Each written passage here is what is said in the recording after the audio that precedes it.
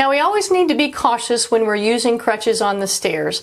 A lot of times people that are using crutches, they are non-weight bearing, so that causes a little balance issue, so you really need to go slow and use caution. But I'm going to show you two different ways to use the crutches up the stairs when you're non-weight bearing. Now I have my non-weight bearing leg indicated by my pink tape on my shoe.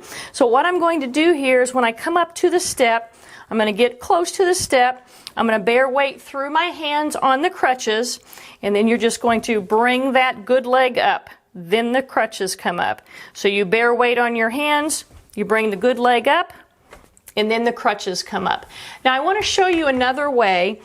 Going down the steps, and we're going to go over that in a minute, I find a little bit easier doing it if there is a rail with the crutches to the side of me rather than underneath my arms. But interestingly enough, it's more difficult for me to come up the stairs that way. It's easier for me to come with the crutches underneath my arms. But I do want to at least demonstrate this to you. So in this instance, you can put the crutches on one side of you. You can use the rail on the other side. And in this instance, you're going to bear weight on the rail, bear weight on the crutches, and you're going to do your hop right up on the step. Okay, you bear weight on the rail, on the crutches, and you're going to hop right up the step. So that's another alternative to coming up the step if you have a rail. Whatever works for you, whatever is the safest. Now let's take a look at how to go down the steps with the crutches. Going down the stairs with crutches can be scary. So we're going to review again how to use two crutches, but also include how to use a rail if it's available, because that might be an option as well. Now when you're going down, if this leg is non-weight bearing, you really need to get it out of the way. You are always going to lead down with your injured or weak leg first.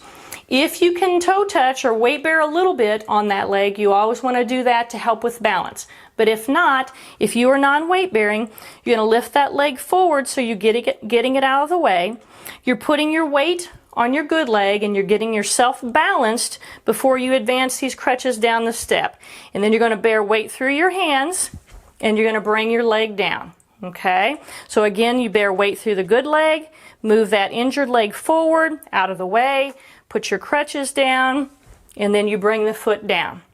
So now let me show you how you would do that if you are going to use both crutches and a rail. So if you have that circumstance and you feel comfortable, you're going to put those crutches on the one side, the opposite side of the rail. So here's my situation.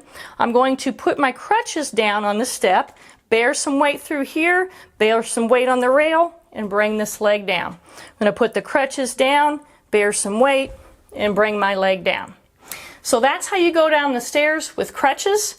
We're going to review this process in the comment section below, so be sure to check that out.